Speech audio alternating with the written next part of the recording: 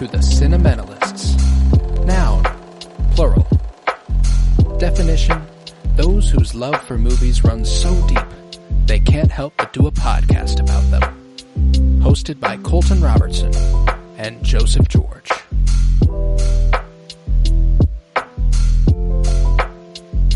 Hello everybody and welcome in to the Cinementalists. Today is the final installment in our top 100 favorite films of the 2020s.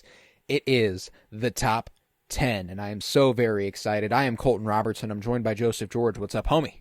Well, what up, what up? Always a pleasure to be here. Oh, and it's always a pleasure to have you. And we've been building up to this for a whole month, baby. It is time for the top 10. How do you feel? How you feeling? Yeah, this is it's a long time coming. I'm glad that we can finally kind of just get it out, so I can watch these movies without feeling bad. But no, these were the ones that kind of had their place already, though. I feel like even with rewatches, they wouldn't move really at all. Maybe easier than the last two parts, I would argue. Like you just know when they're at the top of your list, you know. It's the in-betweeners that get tough.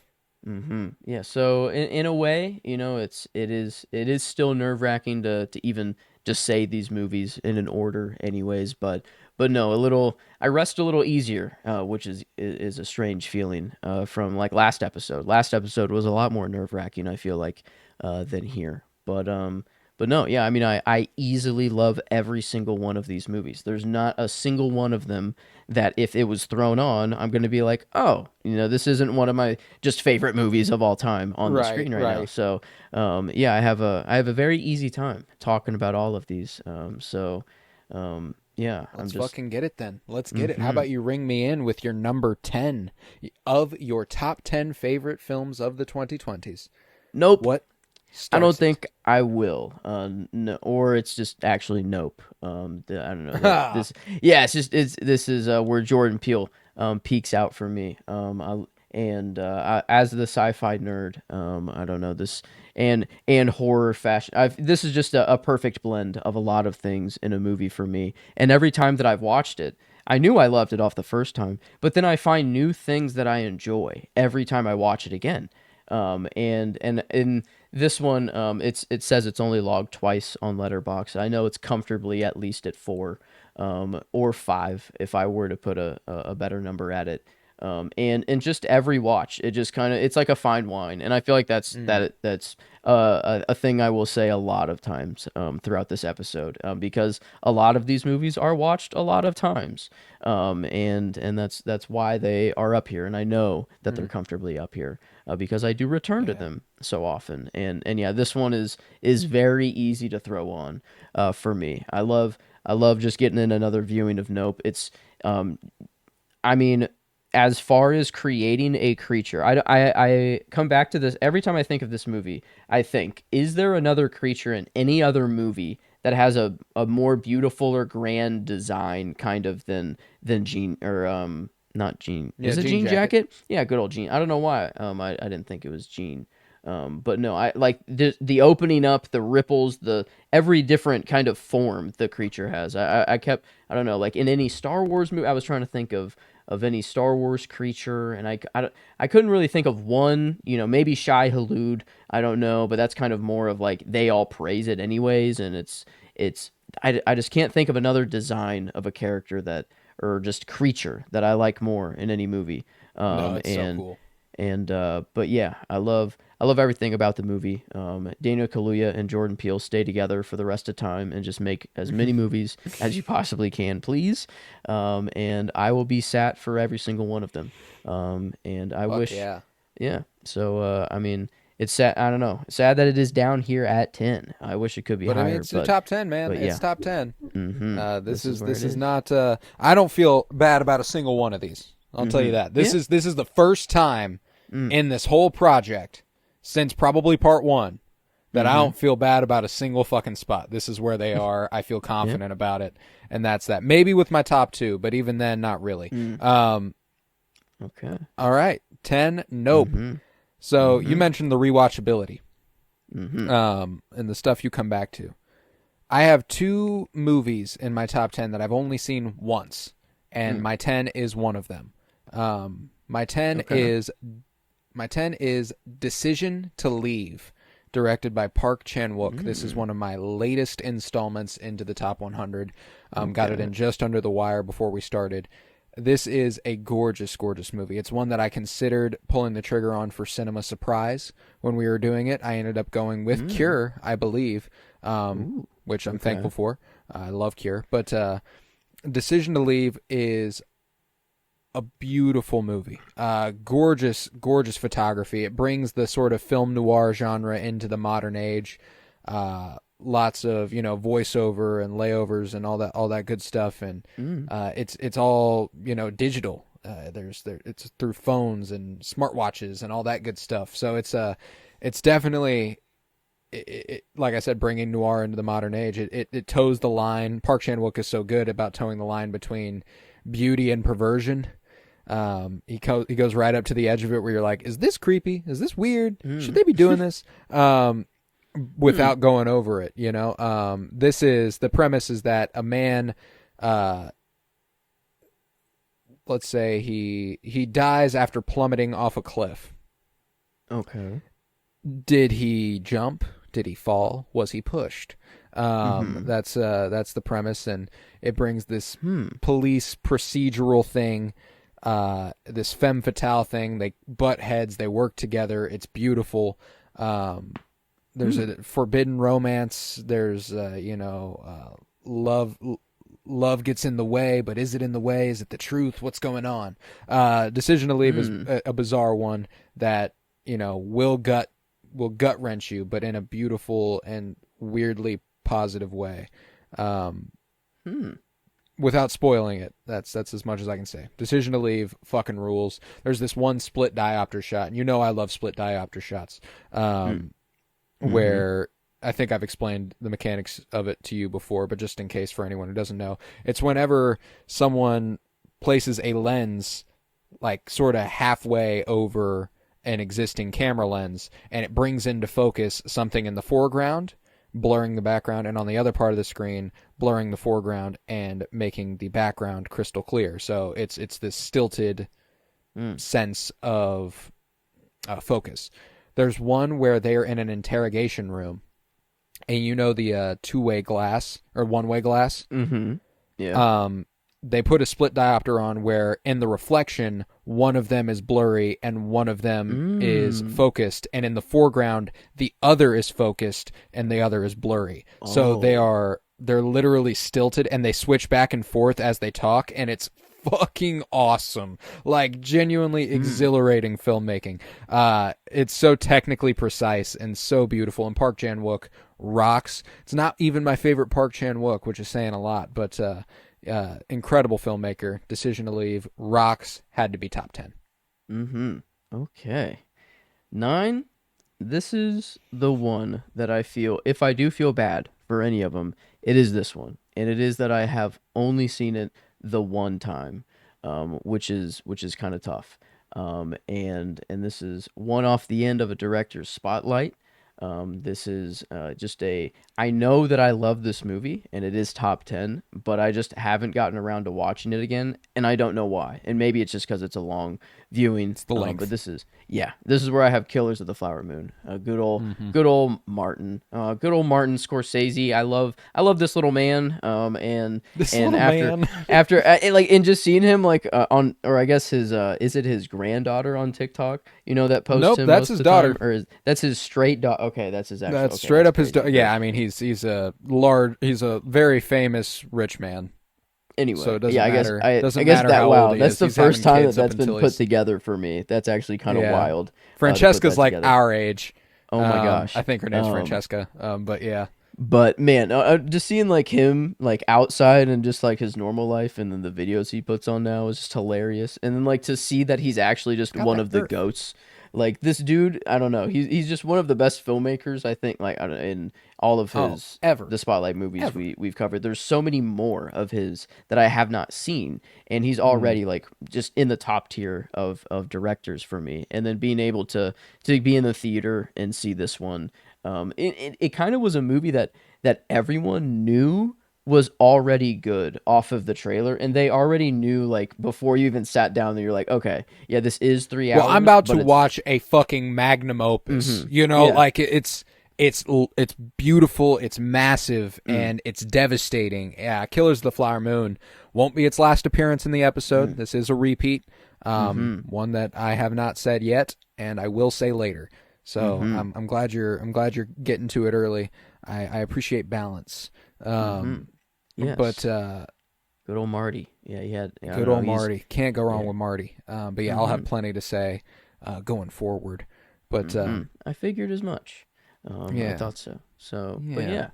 but yeah, I desperately need to get around to this. This is one viewing that I don't know. I do feel bad about all the rest of. But hey, off of that one viewing, it's up here. So I've only watched it twice, but it's the only one in my top 10 here that I've watched twice. All the other ones, I think I've watched one of them 3, and then the rest of them are at least 4 times, which is crazy. Wow. I did the math, guys. Of the 10 movies here, I've watched them in a cumulative 56 times, and I've got 2 one viewings in here, which means that across 8 movies, I watched them 54 times. Yeah, that's a lot of viewings. Insane. And, yeah, insane. My number came to 35, just the letterbox number, and if I add in all of the watches of one we'll get to, I mean, yeah, it's probably in the 50s as well. Well, then I take it a step further. I removed the two viewing film, and it's 52 for 7 movies. And then I remove the 3 movie film, and it's 49 for 6 movies. Jeez. Yeah, which is insane. So yeah, and then that's where I'm not even gonna try to do the math after that. But yeah, all right. My 9, one you already said, not in your top 10, outside of your top 10. Only one of the only ones that'll carry over in that situation. But it is The French Dispatch, directed by Wes Anderson, from 2021. This is the peak of my 2021 films. Definitely my favorite from that year. So out of 2024, out of 2020, out of 2021, the rest of my list is 2022 and 2023. So definitely a good couple years. French Dispatch is one that's deeply special to me. I went to school briefly and majored in journalism. And just the journalistic integrity and spirit that Bill Murray's editor character approaches their writing room with is something that's a dream. And getting to see it even in a fictional setting just fills me with joy. If there was any paper ever that I could have ever written for, it would have been The French Dispatch. I fucking love it, dude. And like you said last episode, the cast is astounding. You mentioned that Timothy Chalamet and Frances McDormand's story is your favorite. Mine's Jeffrey Wright's. Jeffrey Wright and Liev Schreiber getting to act across from each other there, and then splicing in Saoirse Ronan comes in during that storyline. She's sitting in the room. She's got the bright blue eyes and all that good stuff, and the splicing in and out of black and white photography and color photography and the way that that's utilized. And man, I think that that's just a beautiful movie, and definitely one of the most Wes Anderson movies of his whole oeuvre, and only behind maybe the other one that I've got left in this episode. So The French Dispatch, deeply special to me.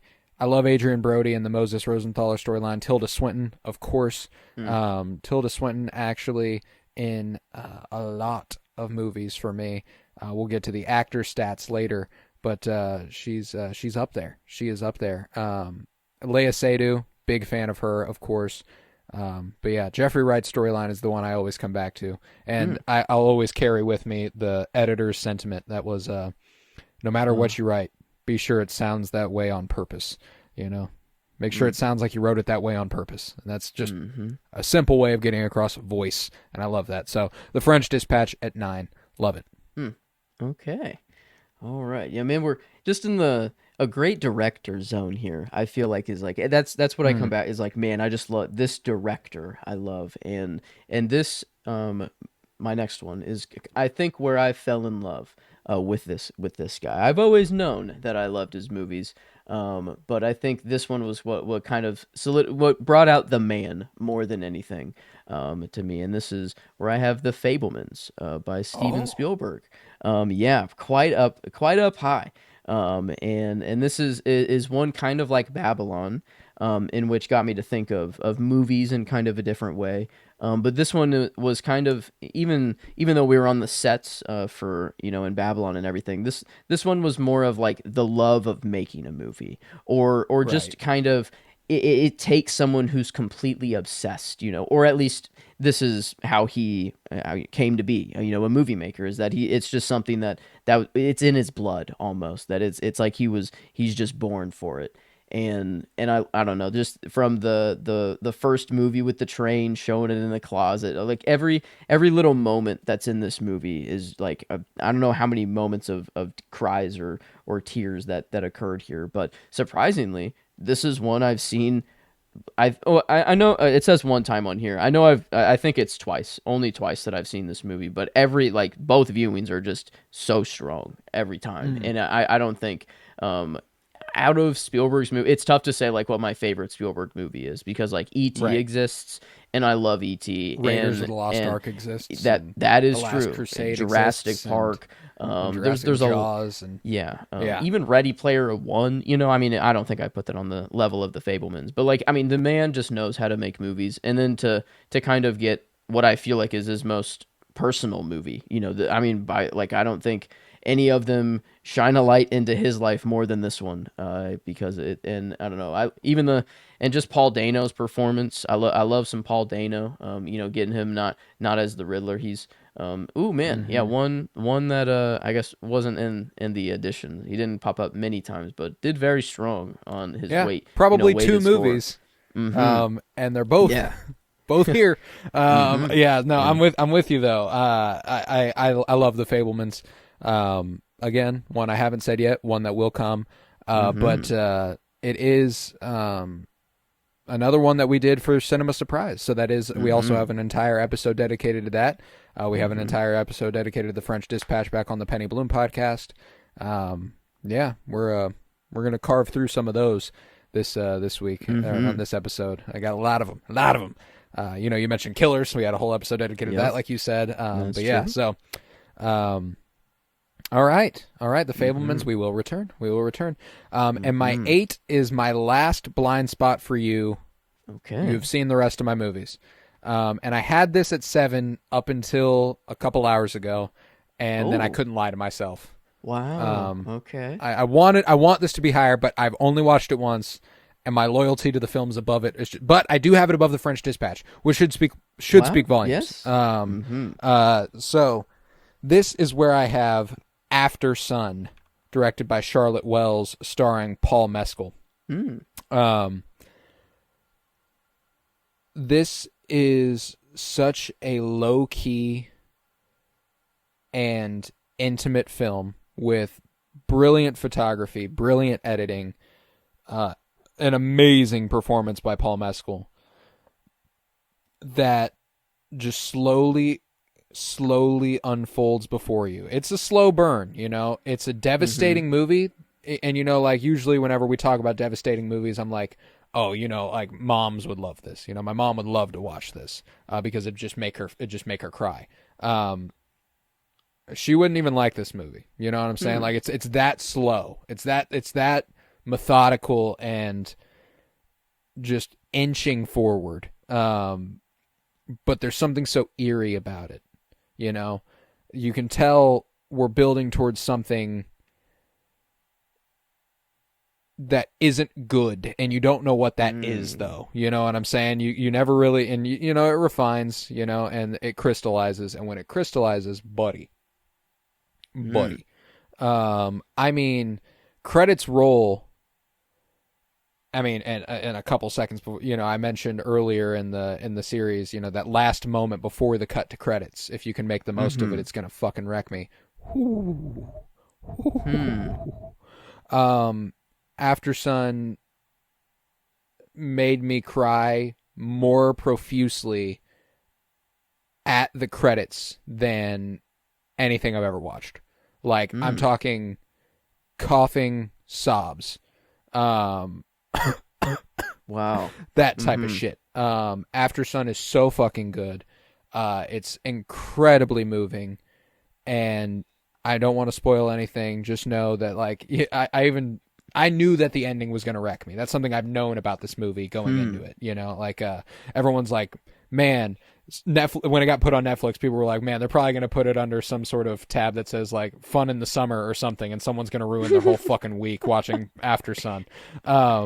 Because it is very pretty. They're at the beach, and it's all pretty, and it's all fun for a little bit, and it's a father and daughter, and it's a really sweet story, and it's like, oh man, but you can tell things aren't right. Something's bad. Something's not going to go well.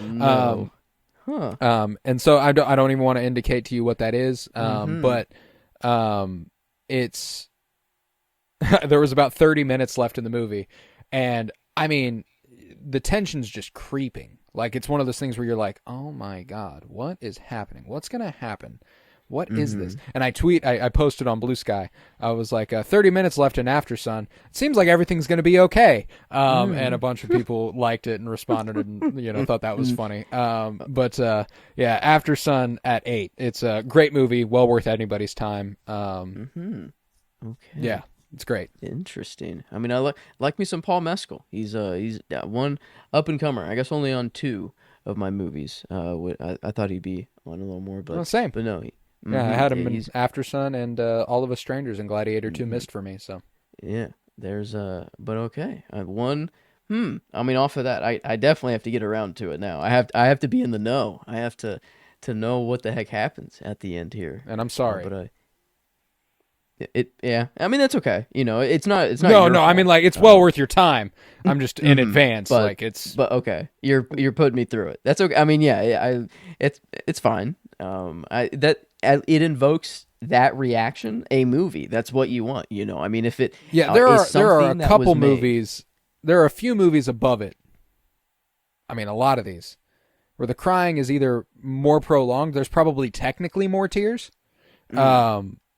Okay. But none of them are as passionate and emboldened as After Suns. Like, it's like, guffawing, like, oh my God, I'm going to lose it. Yeah. So After Sun at 8. Okay. All right. Here, I'm getting my other earbuds in here. Forgive me for one second. But okay. All right. Wow. Yeah, no, I definitely... That is, out of all of them that we've said so far, like out of the blind spots, this is definitely the most intriguing out of all of them. It is the highest, Yeah, that's it is. Yeah, for a reason. And I don't know. Maybe it's a dangerous. Maybe this will put I've been having cough attacks unwillingly, and then putting myself through one might be literally No, I don't know, but I think I'll be fine. No, yeah, this okay. I'm very intrigued, but I guess I won't know until I know. Yep. But okay. Creeping up in top 10. I don't know. I didn't think how many, or there would be many that I haven't seen. But yeah, only two, the 2. But that is the top of them. Okay. All right. Well, moving on here is one that we've definitely seen. Me many a times. And the letterbox number is an absolute lie. That's for sure. But this one is my top Wes. Is Asteroid City. We a build up like no other. I feel like out of every director spotlight, he definitely got the best treatment out of everybody. Oh yeah, we watched every one of them. Watched all the movies. We happened to just go through all of them, and man, I could not have been. I don't know. I'm glad I went through all of them. And then sat, sitting down for what I felt like was he just being like, here you go, like here I'm gonna go, the most sci-fi that he'll ever go. I feel like, I don't know. Yeah. Who knows what's in the future. God, that score is fucking brilliant. Oh man, the twinkly Alexander Desplat score is so good. And just everything about God, it, the narration, that movie again. It makes me so fucking happy. I mean, I don't know. He has such a way with colors that, like, every movie has such a color. What am I, like a signature to it. I feel like this, like, just the whatever that white picket fence, or I don't know, whatever that's called. Just the sun shining through the diagonal cut, little the polka dot fence. lighting. Yes.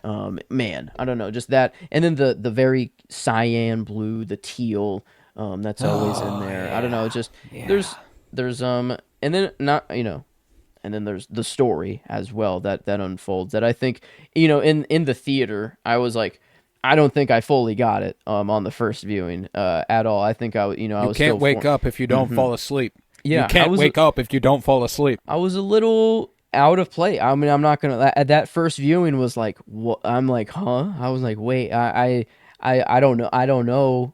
I know I liked it. I mean, I loved everything that it looked like. Everyone performed well. I'm like, but wait, I'm not there yet. And then 9 watches later, or whatever, it's a little bit different. But this was a movie that I had a game called Astro Near that I just grind. It was like Minecraft, but you're a little astronaut that just sucks. I don't know. It's basically Minecraft, but you're an astronaut going from planet to planet. And a lot of grinding involved, a lot of just hours. And I would just put on this movie, in the background, and watch it just over and over again. So I actually truly don't know the number of times that I've watched this movie. Like it was on repeat. Like sometimes I would get through 3 watches of this movie while just playing the game. So it's crazy. This movie's it's a weird. It's an anomaly kind of out of all of them. There's the Cure kind of crack that that movie has, like a wanting to return. Asteroid City has been the one that's just been like, nope, it's on. Like and I'm watching. I don't know. It's just I don't even know how it happened. It's on. It's on again. Yeah. No, I'm with you.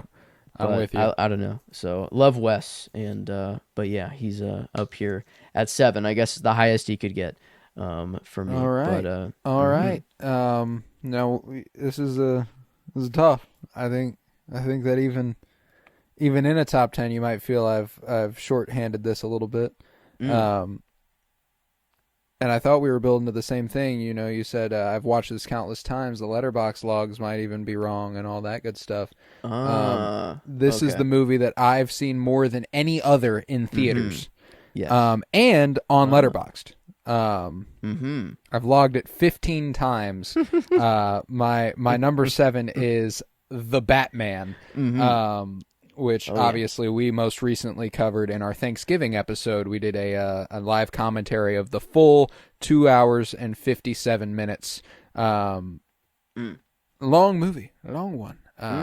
But man, I love it. I love it dearly. The photography is insane. Greg Fraser does something so special with Gotham City. The production design is absurd. The costume design's even better. Pattinson's brilliant. Jeffrey Wright is wonderful. Zoe Kravitz is great. And obviously Colin Farrell. My most underrated performance by anybody in any Batman thing is John Turturro as Carmine Falcone. I think he was so incredibly good. And yeah, man, I just love everything about the movie.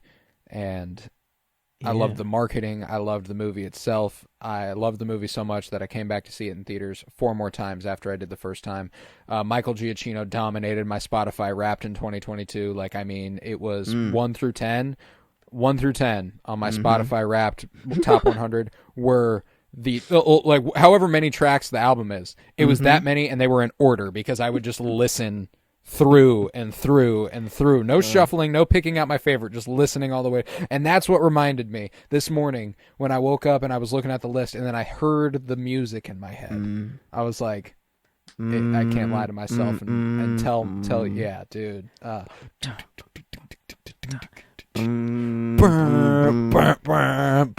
it's cold, man. Love the sound. It's a brilliant movie. So The Batman at 7. Yeah, not quite building up to the same thing. I'll build up to it in a bit. But yeah, no, the letterbox, that is for sure a thing that is in common between us. The letterbox number, I don't think is, at least I don't know, definitely not right.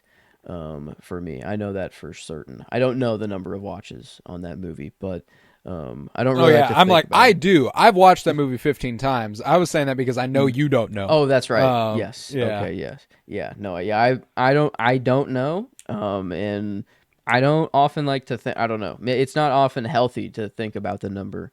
Sometimes I think. I don't know if yeah, I mean, truly like would 15 want to know. times watching this movie. That's 45 hours of my life I've spent watching this fucking movie. And I don't care that I will never get it back. I loved every single. That was 45 hour hours well spent. Gained. I have gained years on my life because of how many times I've watched this movie. I don't know. I feel like no, this is a fountain of youth, maybe, and I will watch it forever. And I hope it'll keep me young. But no, we will gladly return to the Batman later. But maybe the biggest surprise on my list, maybe. But I don't know. Every time I can't put it above any of the other movies. It just kind of is that way. But this is a Christopher Nolan movie, and this is where I have Oppenheimer. It happened for me. Really? We lined up?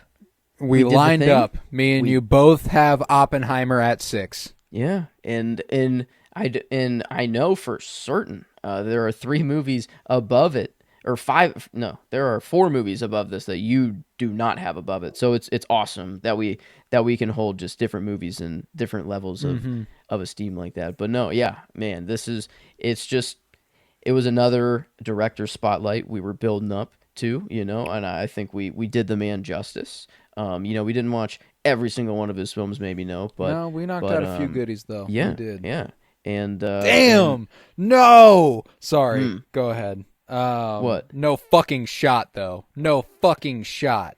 No goddamn chance. What happened? I'm thinking about other Christopher Nolan movies. Mm-hmm. Yeah.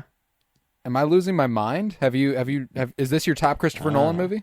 No, you have figured it out. No, it yeah, is that's not why my I'm top losing my Christopher fucking Nolan mind. movie. Yeah, that's why I'm because that's bullshit. I mean, respect. No. Everyone likes what they like, and I love you. Oh no, and all I that. understand it's not a better made movie. That is for certain. This no, I know, but still, even so, like no, I mean Oppenheimer. I've got it at 6 as well, so I'll go on it a little bit. Yes, undoubtedly my favorite Christopher Nolan movie.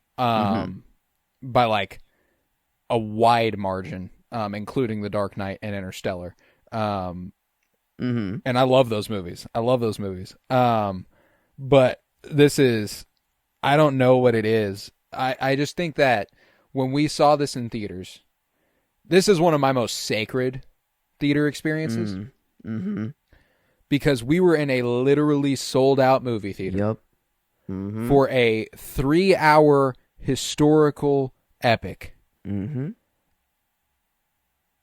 I didn't hear a fucking peep. It was the best theater experience ever. Like we were all there to lock the fuck in, and it was so nice. And again, the score is beautiful. Ludwig Göransson's brilliant there. The sound is unbelievable. Cillian Murphy earned that Best Actor Oscar.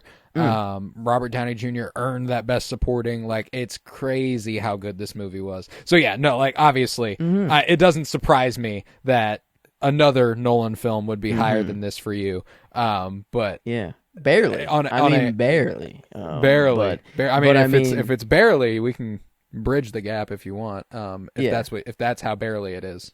Yeah, I mean it is 5. I mean it does come next, and it is the highest 2020 for sure. I mean for sure. And like you said, like yours peaked at 45. Yeah, 45. And I was just waiting. I'm like, well, mine peaks a little higher. It's not until Soul that another 2020 for me. So it's like 34. But no, Tenet, is, I don't know. It is, whenever I was thinking about I initially had Oppenheimer at 5, Tenet at 6. And then I thought about it. And I'm like, as any sane person would. Yes. Yeah. And like, yes, as the movies are made, like Oppenheimer is just the better made movie. It's not even close. But like that. And that's kind of where my list shifts, is where now I don't really care about how the movie is made. It is how the movie makes me feel, and it's just I know that these are my favorite movies. And Tenet, at least over Oppenheimer, I can say confidently, the rewatch value is much higher, much higher for Tenet. And I think that like you kind of need that for Tenet. Like Oppenheimer, you watch it once and you're like, oh shit, I did just watch a historic epic. I know like that. Yes, it is incredible. I know it all now. Yeah. But Tenet, you kind of need multiple watches. Like the first time I watched this, I did not actually like the movie. I came away acting like, what did I just watch? I thought it was a waste of time a little bit, and then I watched it again and I'm like, oh, wait a minute. I'm like, oh shit. Like I start to, actually, like, knowing the story helps a whole lot whenever you see the things happen as they do. But then and then that was kind of the second watch of just having that satisfaction. And then having the what's happened is, or I always fuck up the order. What happens happened. What happens happened. Yeah. I always, it's just like a tongue twister for me.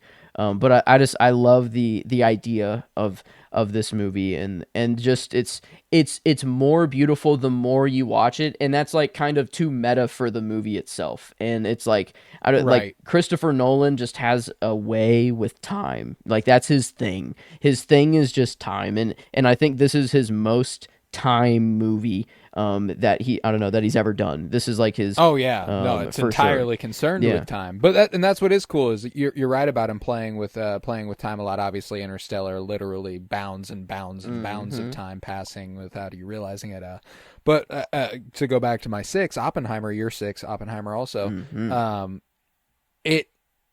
the way that plays with time and bouncing you back and forth and unfolding this narrative in such a way that you don't really, like, exactly where you are the entire movie, exactly what time you're in the entire movie. And to be able to pull that off when you're bouncing around as much as that movie does, it's kind of insane. He couldn't help the it. Hearings and we do multiple hearings that are like, one of them, the one that's like for Robert Downey Jr., is like years after the one in the little tiny room for Cillian Murphy.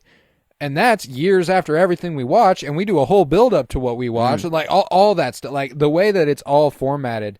Like, again, one of those ones where I wanted it to win, and I'm glad it did win. Adapted screenplay was American Fiction. That's what I thought should win.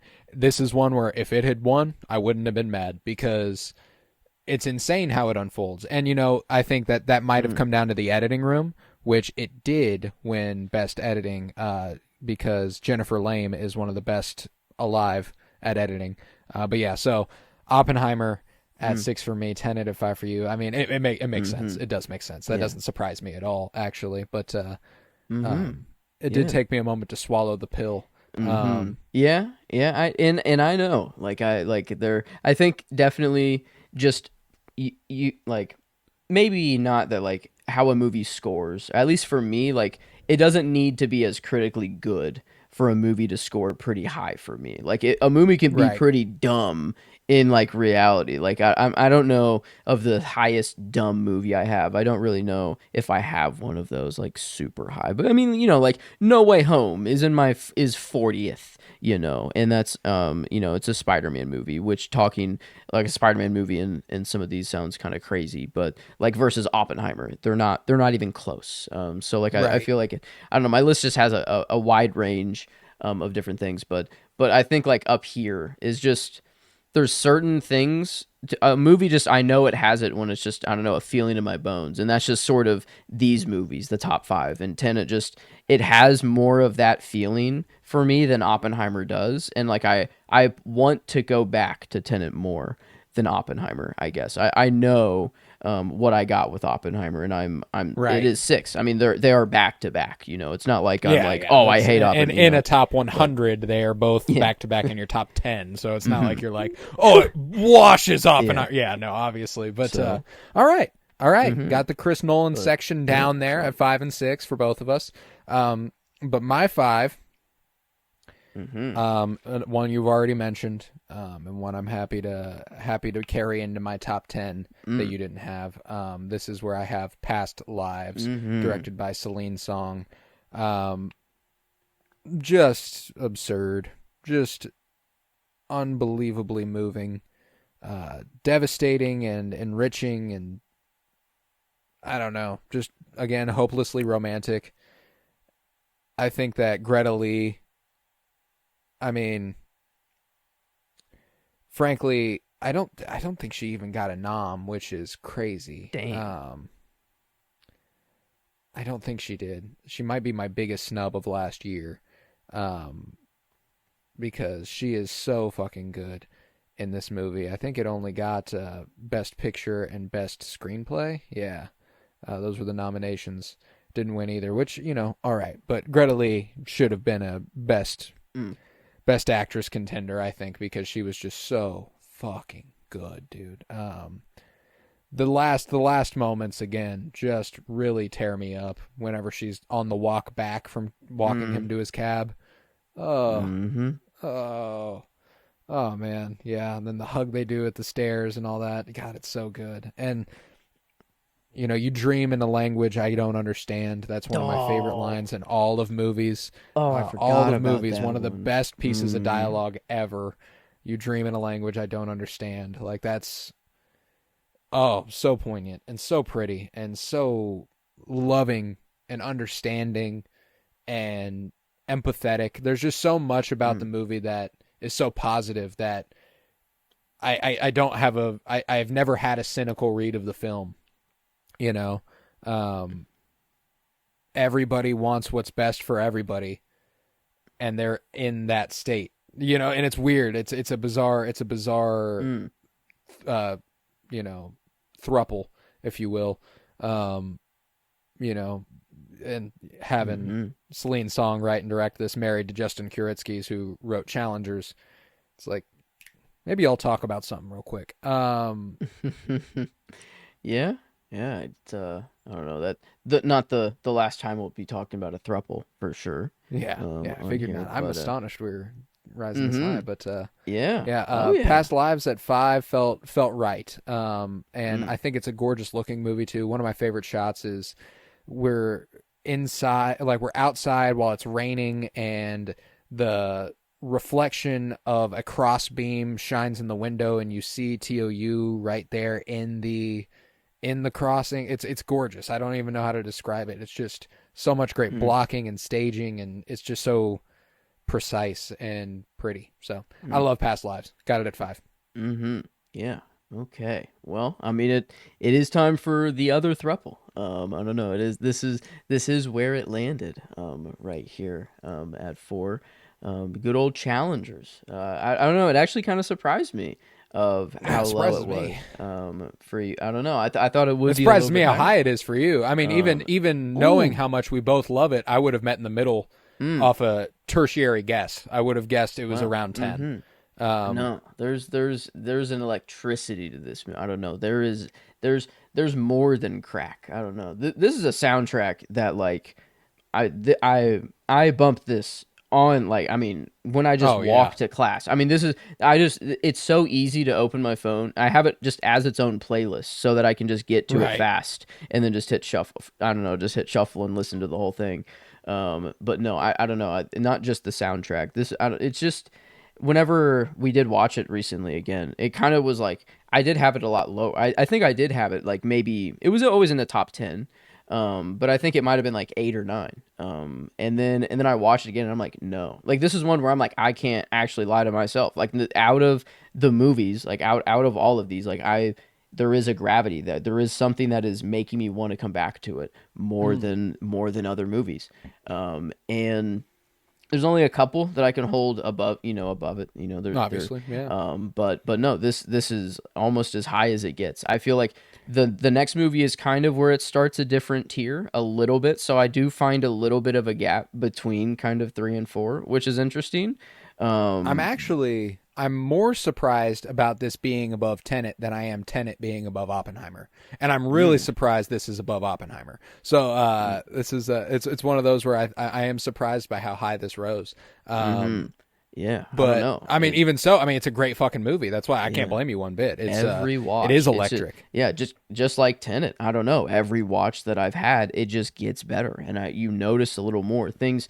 I don't know, not become more crystal clear. I don't think it's that confusing of a movie, but it's just like I don't know, just with any movie, you're gonna notice just more things when you know the stories.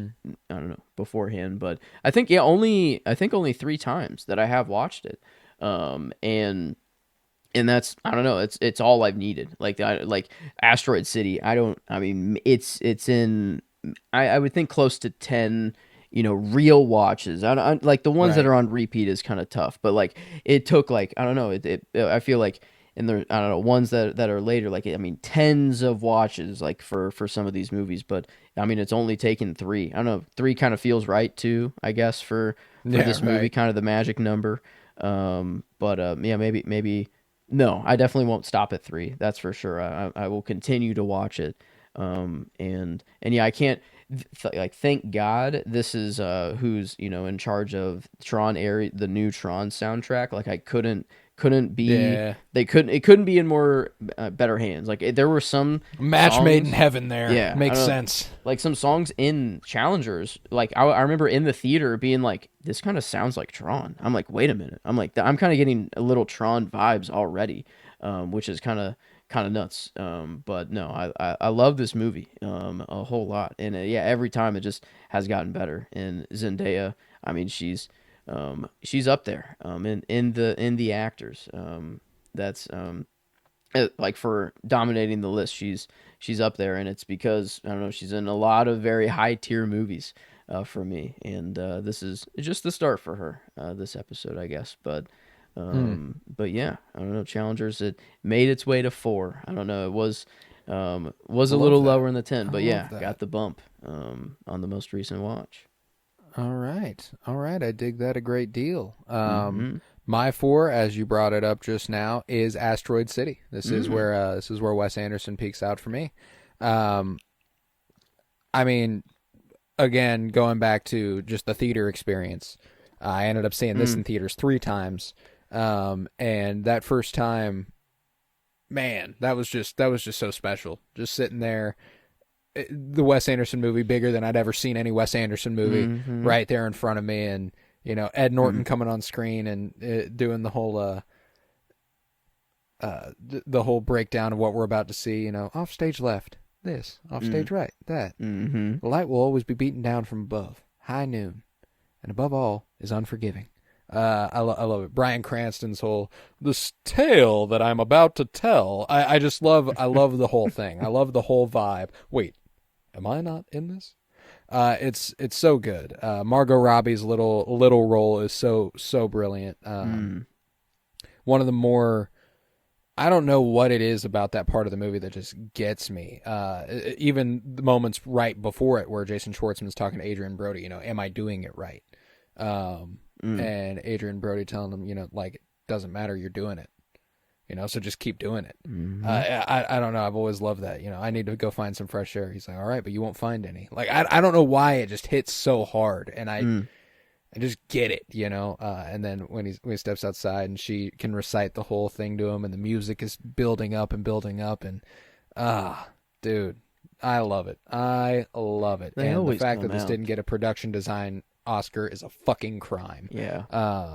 No, they didn't. They gave him the Grand Budapest love, but like, what is it wrong to just be the GOAT and like, I don't know. Calling him he's the up GOAT there. is He's up there for me. crazy, but like, yeah. But yeah, it felt like Grand Budapest should have been like a welcome to the club sort of day, but it Yeah. seems like it was an anomaly actually. Like they're like, all right, you got your love, now you're gone. Yeah, what the heck? Come on. You didn't. You acknowledged him. Now is like all it feels like. Is like that's, and that just feels wrong. But yeah, Asteroid City. It's, if I'm honest with myself, probably my favorite Wes Anderson movie too. Just unbelievably good and gorgeous to look at, as you brought up. It is also where Tilda Swinton peaks out for me again. I mentioned Tilda Swinton earlier. Jeffrey Wright, Jason Schwartzman. All of them are Ed Norton. All of them are in my top 10 most prolific here. So got a lot there. But yeah, Asteroid City at 4. Okay. All right. This one, it's big. And man, putting it at 3. I already know. Go ahead. I know. But it is not 3 for you, I would say. Just do it. But okay. Rip the Band-Aid off. It's everything everywhere all at once. So I'm a sci-fi nerd at heart, and this is sci-fi. Don't there is some sci-fi aspects here, for sure. We're dealing with the multiverse, we got that, but the others, I don't know. They're in a different vein. They're in they feel like they were made for me. And it makes sense. This doesn't surprise me. As I said, I obviously knew going into it, but no, I mean, it is still 3. What a beautiful movie. Like, I can't, out of the other 2, actually, like, this for sure, off the first viewing, got me to feel so much more. Like, I mean, I was a mess on this first viewing, and it was, I remember having the feeling of, like, I need to show this to as many people as possible. I'm like, it's like, I don't know, something in me was just awoken, but no, I mean, every watch was... After that, I think I've gotten 3. I know that for sure. I know 3 is the minimal number of here, and I don't know. I feel like it's been a while though, which is kind of crazy. So maybe it wouldn't be 3 if I do rewatch it, because the other 2 I just very, very recent. I visit them commonly, and maybe that was the justification of having them above.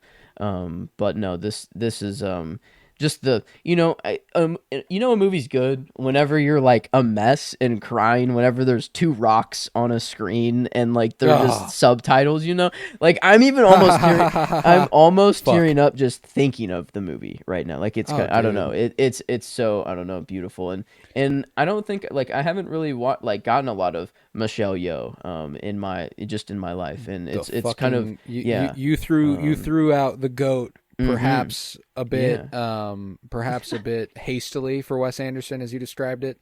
If I call Michelle Yeoh the GOAT, I fucking mean it, dog. I love that woman. Yeah. I love that woman. I mentioned Tar last episode, and I said Cate Blanchett's probably top 2 with one that I have. I would unquestionably put above her, and that was Michelle Yeoh. I think that's how highly I think of Cate Blanchett. By the way, I think she's incredible. But dude, I love this movie. So obviously won't be the last time it appears here in the top 3. So I'll take it away. I'll take it away whenever we get to it. But my 3, and this was tough. It's one that I never regarded. I never during the year regarded it as my favorite of 2023, but it felt impossible to put another above it when I got here. My 3 is Killers of the Flower Moon, directed by Martin Scorsese. Yeah. And I've watched it twice. I've watched Asteroid City fucking 10 times, something like that. Yeah, 9 times. I watched Past Lives 5 times, Oppenheimer 3 times, The Batman 15 times, all these ones that are right below it. A lot more times.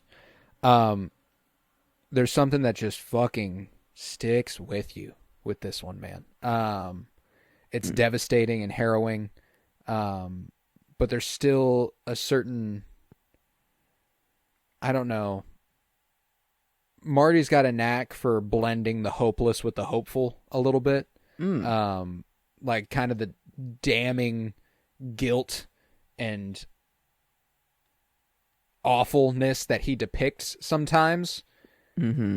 He's almost approaching it from a point of view that's like, and I know we can do better. Even if the movie doesn't expressly say that, it's what it feels like, and I think that's interesting. Like when he steps onto the screen at the end of the movie and is like, there was no mention of their murders. There's no mention of the murders in the that's just like he's doing as much as he can with the voice he has, and I think that that's fucking awesome. Now this is the guy that I would not so hastily be willing to throw out GOAT also. Just brilliant filmmaker. And the fact that late style Martin Scorsese, his last 3 of his last 4 films, which I have seen. I haven't watched Silence with Andrew Garfield, Adam Driver, Liam Neeson, which is crazy because it feels like that's the one that we need to fucking watch. But 3 of his last 4, Wolf of Wall Street, Irishman, and this. You want to look me in the eye and tell me that's not 3 of the greatest fucking movies of any filmography ever? And they're like his 26th, 7th, and 8th movies? That's insane. That's insane. So, for a man to have been doing it this good for this long, it's crazy. Bob De Niro is incredible in this movie.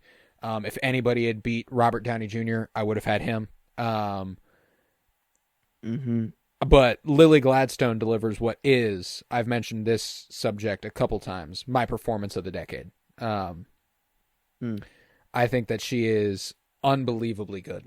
A star-making performance that just is so well-deserved, and she does everything right in that movie. And I love the way it looks. I love the score. There's just so much beauty in the devastation in this movie. And talk about a scream that stays with you. My God. Yeah. That when they open the door and she just gutturally drops to her knees. Dude. Yep. Fuck. I've got chills just talking. I literally just, I got the spine. Yeah. It went all the way up and down. Yeah, man. Dude, I mean, she's special, man. She's so special. And, yeah. I won't forget this movie anytime soon. I think it is, in my opinion, the most important movie of the 20s, along with The Zone of Interest. I feel like those are two of the most important works of film in the decade. But yeah, Flower Moon, just unbelievably good looking, unbelievably gorgeous film for such a devastating subject matter. If you have not read Killers of the Flower Moon, you absolutely should. Also, great, not investigative journalism, but it's got a little bit of that flair to it. But yeah, Killers of the Flower Moon, have it top 3. Okay, all right. Well, my last 2, they have been said before, and I think you know the order of them, but I don't know. I guess I knew the one that was going to be the one, but this. It's pretty much there. They're like a 1A and 1B, just how I'm feeling on a given day. But which one will come first?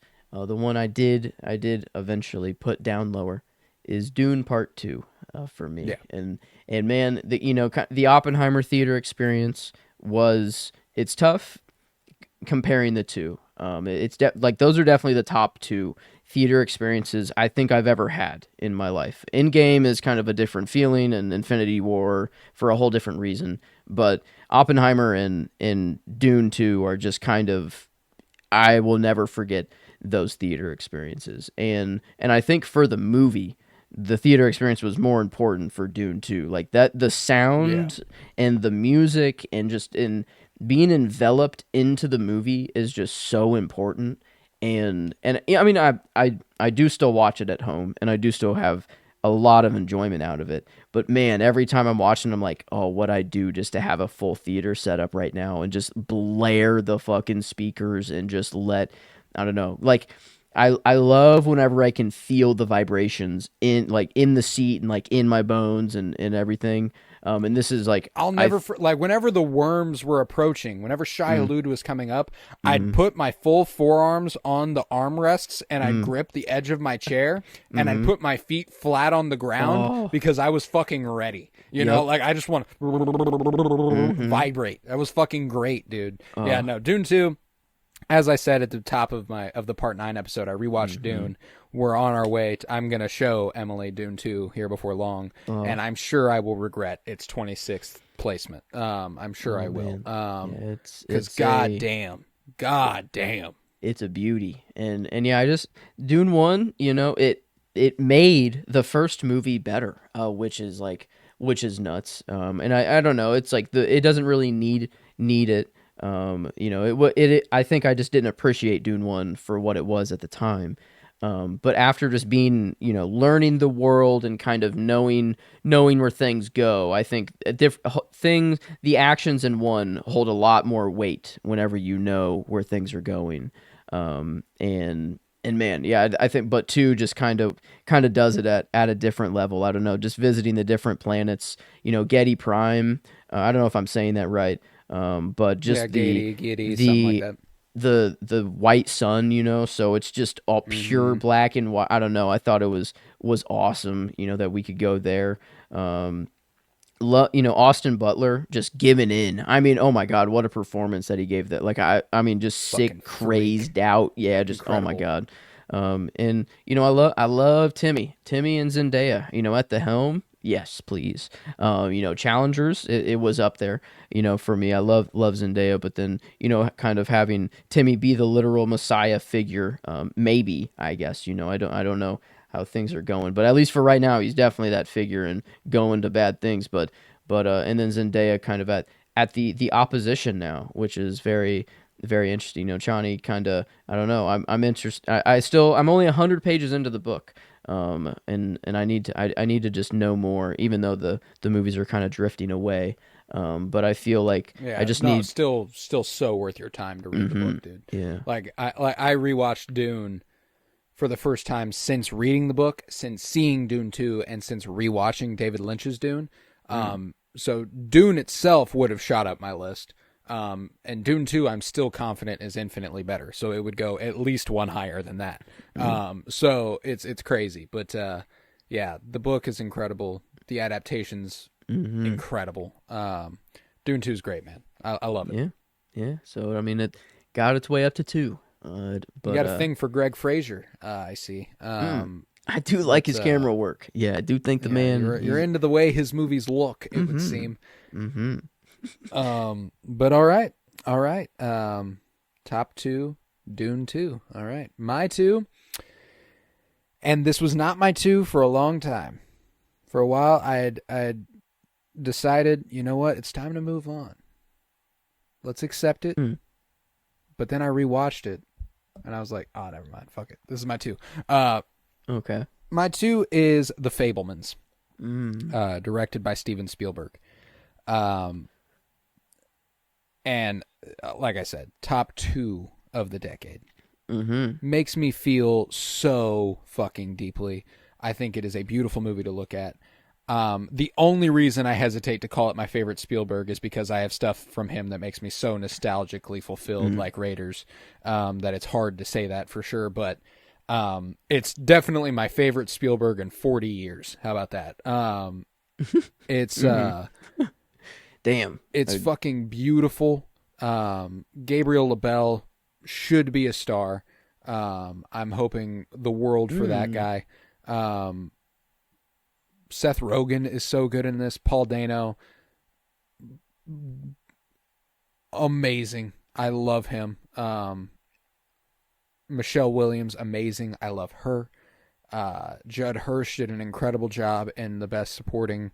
He got a Best Supporting Actor nod for his brief appearance as the uncle, the eccentric uncle. Yeah. Even though I would argue Paul Dano is the best supporting performance in the movie. It's kind of insane that Judd Hirsch got nominated with him right there. But regardless, that movie now has one of my favorite... I mean, it has one of my favorite scenes of all time, where Gabriel LaBelle is playing a young version of the greatest director of all time, in Steven Spielberg. And he's acting across from the greatest director of all time, David Lynch, playing the greatest director of all time, John Ford. Now, to complete this, Gabriel LaBelle just has to become the greatest director of all time, But I won't put that kind of pressure on him. But now, in the wake of David Lynch's passing, what a special last appearance this is. He'd never, he wasn't on screen again after this. And he wasn't on screen a lot, but he did act. He did do a little bit of acting. And this was the last role he ever took.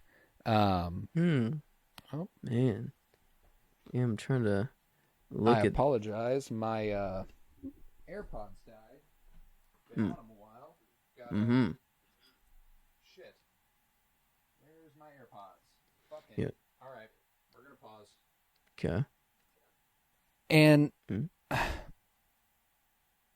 just the whole sentiment about how simple directing movies was for Ford, and knowing it was in turn that simple for Lynch also. Like, he just followed his creative gut, The Horizon's at the top. it's good. If it's at the bottom, it's good. If it's in the middle, it's boring as shit. I love that. I love how simple that. And obviously, all three of these directors, Ford, Lynch, and Spielberg, approach filmmaking very differently. But it's that will always be very special to me from now on. Also, because I love David Lynch, and it's so cool that he got to act in a Spielberg movie as one of the greatest directors of all time, for one of the greatest directors of all time, as one of the greatest directors of all time. That's true. Yeah, I have no reservations calling Spielberg the GOAT. There's there's nothing that's hard to say about that. Yeah, I mean, as far as like personal favorites, like it's him and Wes for me. Just Wes just has a lot. I've just seen all of his movies, Right. so that's kind of easy. But man, if I have, there's still Spielbergs that I have yet to get to. That I don't know, that like Schindler's List, I've just heard. Yeah, is I've like never watched just that either. really, I don't know. I've never seen that. I still have never seen. Well, I've kind of seen Catch Me If You Can. I've never seen Saving Private Ryan. Me either. And so I mean, it's crazy that there's still more that I've to get to. And but massive I don't movies know, at comfortably. that. Yeah. Yeah, like huge. Dude just knows how to do it. But yeah, he's just yeah, dude. But, I love man. The Fabelmans. I think that it is a brilliant movie. So I have it at 2. Okay. Well, the tippy top. What is I don't the best yeah. movie? Your favorite movie of the 2020 so far? Favorite, yes. That is definitely the word to use because no, it is not the best made movie. Well, I'll say it. It is the best movie to come out of the 2020s, bar none. Every category that there is. No, it is no. But no, this is. It can't be any other movie. This is where I have the Batman, and I am so thankful that this Batman came to me at this. I don't know that I am living through it. That I got was this a. I think I was just everything was perfect. If this came out during like my Dark Knight era of my life, I don't know. I would not have appreciated it as much. I probably would have. I don't know. I don't know why, but I felt like I would have hated this movie. I would have been like, this isn't what Batman's about. I don't know. Just me. I was a lot different of a person. But no, this it's just, I hope in some way that it could just be enveloped into the DCU and this is just our bat that we got. But if not, then cool. It's the best standalone Batman there is. And it's only the first movie that's made. And I swear, I mean, they have to royally fuck up to not beat Nolan's Batman trilogy. I mean, it just with one more movie, they make one more good movie, it's already there. I agree. And I mean, this, I mean, I really like people comparing it to The Dark Knight. I think gives it credit. Like this is the first movie of the of his. So like if you're comparing anything, it should be Batman Begins in this, and there's no question there. I think. But I mean this. Whenever I saw this in the theater, I just knew. I was just like, oh my God, this is just one of my favorite movies of all time. Mm-hmm. And I think on this list is the one that I can confidently say it is in the top 3 of my favorite movies of all time. I mean, I don't think I can ever settle on even one. It's just always a rotating 3 of Interstellar, The Matrix, and The Batman are kind of the 3 movies that I will always adore for the rest of my life. And yeah, I mean, the Batman is the newest one out of those. The only one that I've actually seen in theater when it came out. But so, I mean, maybe that holds a little bit, higher of a, I mean, maybe it elevates it a little bit, but no, I mean, I don't think, some days I even put it above The Matrix, which is kind of crazy. Right. But I think even right, I don't know. They're always in the top 3, but yeah, it's one here. But even in top 3 of my just all-time favorite movies, and I love Robert Pattinson. He's the best Batman by far. For me, it's not close. And I can't wait to see what is going to be done next. In any shape. If we're getting more Bruce Wayne, I would like to see kind of that a little more to see how he does, just as Bruce with the suit off. But man, I love the suit too. I mean everything about the art, the suit, the 7 inspiration. I don't know the inspiration of some of the shots, and just it feels like Nolan. I love him to death. He has Tenet and Oppenheimer here for me. But man, was this just Batman was tackled a little bit better here. Like this was more a better comic book movie than the Dark Knight was, I think.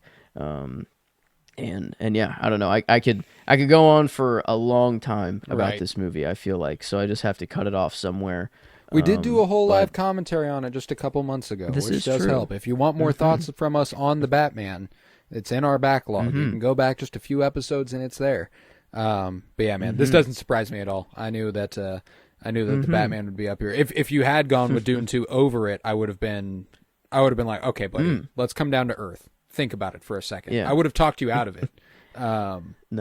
No, I don't think it was. Yeah, like Batman was always here. It was only like, is Dune 2 better? I don't know. It was always the one you had to question. Yeah. But no. So yeah, the Bat, I don't know, just holds a special place in my heart, and I know that the music, it's just I've been hearing it in my head the whole time I've been talking about it. Dude. Just the slow just build. Oh my god, it's just it's beautiful. But yeah, easy enough to do a full 3-hour live comm on it, and more. I feel like there's still more that I want to say about the movie, but we could probably do a whole other live commentary, and it would be good. But the Batman in reverse, backwards for whatever reason. But yeah. All right, number 1, the Batman, and to round it all out, to the surprise of nobody, my number 1 is Everything, Everywhere, All at Once. Now, I let the naysayers get to me, and for a while I was like, okay, fine, it's 2. The detractors convinced me. All settled. They convinced me, you know what? Maybe this movie's not as perfect as I think. Top 2 on the decade. But I rewatched it on my birthday, and that was the first time I'd watched it since September of 2023. So it had been a year and a half. It'd been a long wait. It was my 8th viewing of the movie. And I got to show it to my parents, which is always very, very fun. Because it was my birthday movie. I was like, I've been telling you guys for years to fucking watch this. You haven't. So now you're going to fucking watch it because I get to decide. And this is what we're doing. And it went precisely how you think showing Everything Everywhere All at Once to 45-year-old people would go. Now, they're also very open-minded. They also love me a great deal. So they like the ending, quote unquote, saved it for them. But I got up to take out the disc after we were done, and my dad was like, "Are you getting sick?" I was like, "No, Dad. The last 40 minutes of that movie makes me fucking cry." And that was so I was eyes watering and stuff. And I've watched this movie 8 times. I've spent the last 40 minutes crying 8 times. From the time Key-Kwan, who delivers just a brilliant performance, when he tells them to stop after Michelle Yeoh has stabbed him, and he's gotten back up, and he's asking them to stop, be kind. He says, I don't know what's happening, but I feel like somehow it's my fault. And then after that, I'm done. The whole rest of the movie, I'm done. I'm fighting like you. I fucking love it. Stephanie Hsu is incredible. And Michelle Yeoh is pitch perfect. I adore this movie. It still makes me cry as much as the first time I watched it.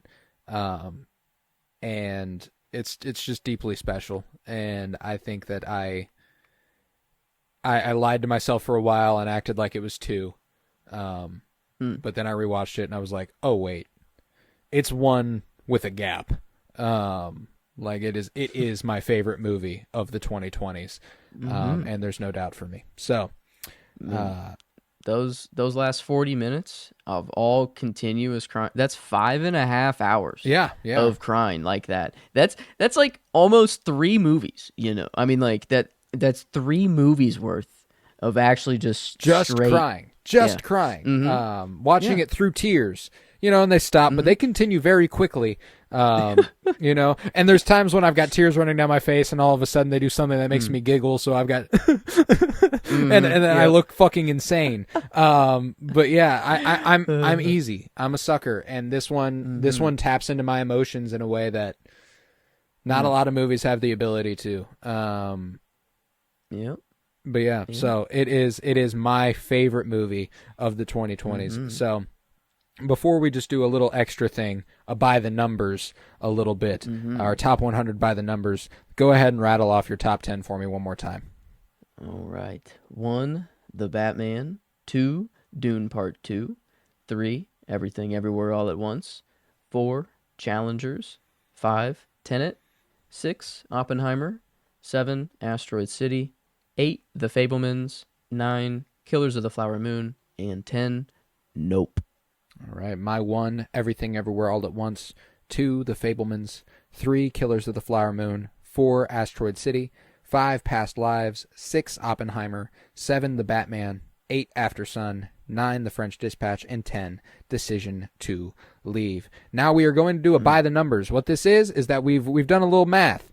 All the actors that appeared on our list. We've got a top 10 for the most prolific actors of the 20s. We got a little algorithm going. I won't explain all of it. It's ridiculous. A little algorithm going that for every movie they appeared in, they get a certain amount of points and so on and so forth. So our top 10 actors of the 2020s, this will be much briefer. We're just going to go rattle them off. It won't even be that big of a deal. But I also have directors and by the year, so I'll get into that in a second. But what I will tell you is about our Cinementalists giveaway before we get into that. So we are giving away a Criterion Collection Blu-ray copy of both Certain Women and Paris is Burning, both brilliant movies that you deserve to be able to watch for free at home in the comfort of your of your own devices and all that good stuff. So I'm willing to give them to you. You just gotta follow the rules of the giveaway. You also have the chance to win a $50 Letterboxd patron membership for 1 year. I'm willing to pay for that for you. So got that coming up. What I'm gonna ask of you is to go to Blue Sky, the premier Twitter alternative. I'm officially off Twitter. Go to Blue Sky at Colton Robertson. Now what you're gonna do there is check out my pinned post. My pinned post will tell you all the details, but I'll break them down here for you. You want to subscribe on YouTube. That is the first step. Subscribing on YouTube will guarantee you an entry. Now, I have somebody who's already hit me up. I don't use YouTube. I deleted YouTube. I don't have a YouTube account. We can work something out. We'll subscribe somewhere else, all right? We'll figure it out. But YouTube is where I want you to subscribe ideally. I will just work with you if you can't. Then you have to download an episode wherever you might listen. Oh, you don't have the means to download? Hit me up. I have a direct-to-download link. We'll be okay. We can figure it out. So those are the two. You do those two things, you're entered. That's it. Now on that post, there's a bunch of caveats. If you like and repost that post, you get an additional entry. If you respond and tag somebody, you get an additional entry. And the big one, every download you do for the Cinementalists will get you an additional entry. We have somebody with auto downloads on. We have 40 episodes. They're cooking everybody else right now. You better get on it. So get over there. The Cinementalist giveaway. All the details on Blue Sky at Colton Robertson, but I just gave you all the instructions. Subscribe on YouTube, download an episode, send me proof. That's all I need is you to send me proof. If you just do that, I won't have any way of knowing that you did that, okay? You have to show me that you did that. And the ideal way, Blue Sky. If you need to comment on YouTube, if you need to hit us up some other way, I don't know, figure it out. But yeah, let's go ahead and do the by the numbers. Now, the top 10 actors of the 2020s. I've got a few that fell just outside. Those were Josh O'Connor, Dave Bautista, Colin Farrell, Zendaya, and Charles Parnell. Those are kind of my top 5 that were right outside. With 23, 22, 22, and 21. That's our arbitrary point system for those not in the know. The higher, the better. That's what I'll say. I won't get into all the details. Yeah. But go ahead and give me your 10 through 6. 10, 9, 8, 7, 6, real quick. Yeah. All right, 10. Arbitrary points, starting off at 30 for me at 10. But I had Jason Schwartzman at 10 with 30 points. Margot Robbie after him with 31.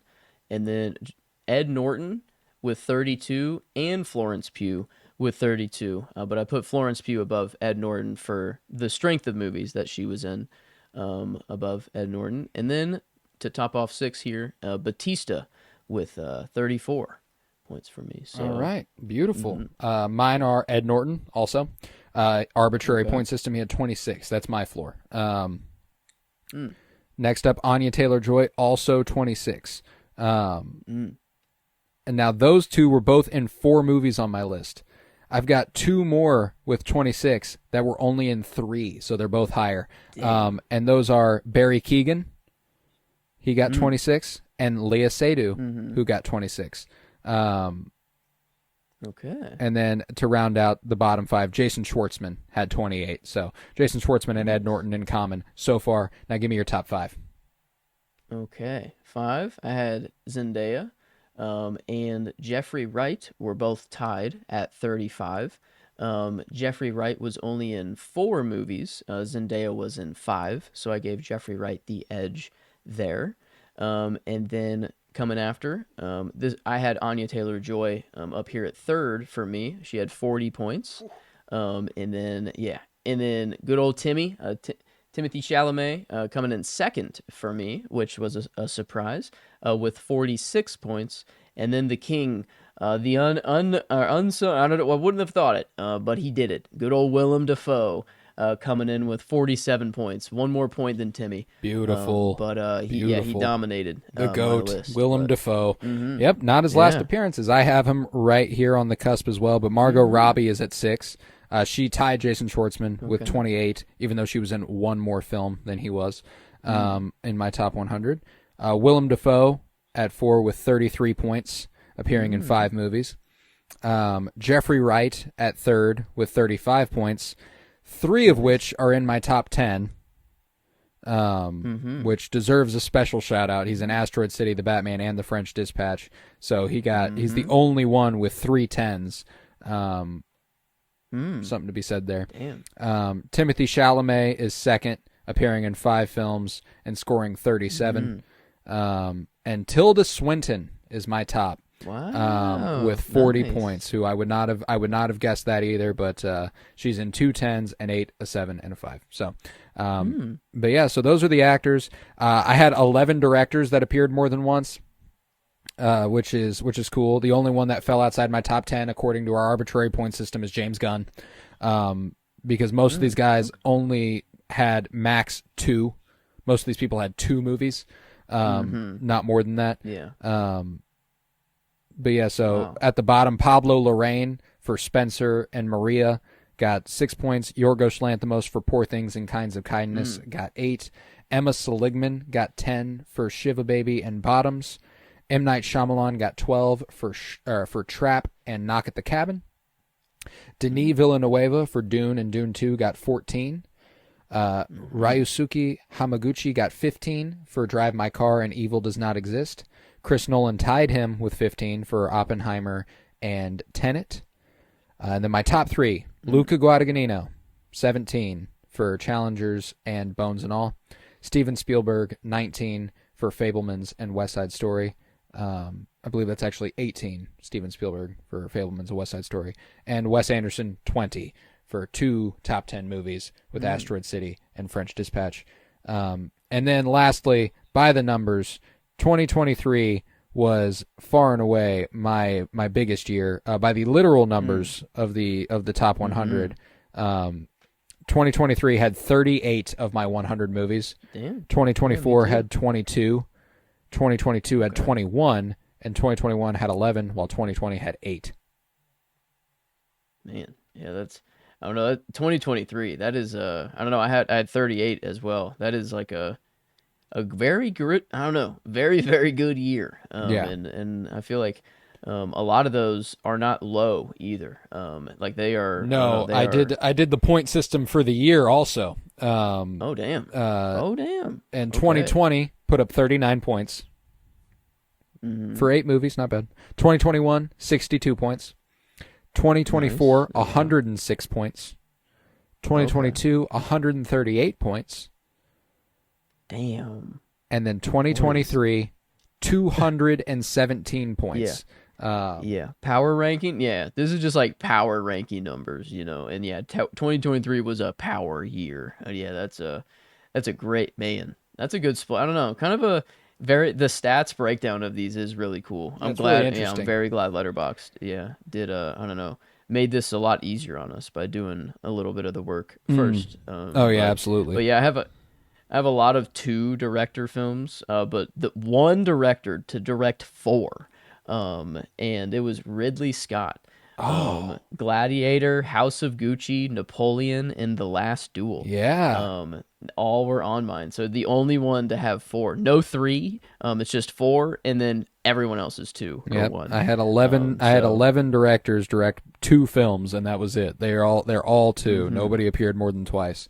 But yeah, Ridley Scott's been prolific.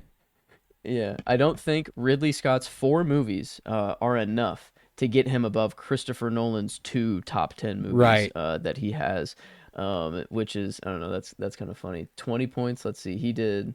Yeah, I mean, he's either right there. He's either first or second with Nolan.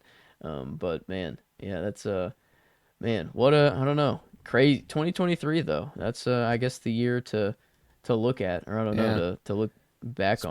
Special year. But all right, that's our top 100. If you're checking out just this, we got a lot more movies you can check out, a lot more episodes, but we are going to be officially diving back into movie coverage next week. We are back with Nope, which did appear in this top 10. We are back with Nope on February 7th, keeping the ball rolling on Valentine's Day with If Beale Street Could Talk. Then Alma's Rainbow on the 21st, and rounding out the month with Sorry to Bother You. So that's the next month of content for you. Watch some good-ass movies with us. Stick with us, and we've got a huge backlog. Our giveaway ends on March 3rd, the day after the Oscars. We're going to have a little post-Oscars episode, talk through it a little bit, talk about results and all that good stuff. And that'll be that. So that's when we'll announce the winners. But, yeah. Leave a 5-star rate and review. Download wherever you might be listening. We appreciate you a great deal for being here. I was Colton Robertson. I was joined by Joseph George. Thank you very much, homie. Oh, thank you for having me. It's always a pleasure to be here. Oh, and it's always a pleasure to have you. And remember, go watch some good fucking movies like The Batman and Everything Everywhere All at Once and Oppenheimer and Killers of the Flower Moon and all the good shit. Just watch all of it. Fuck it.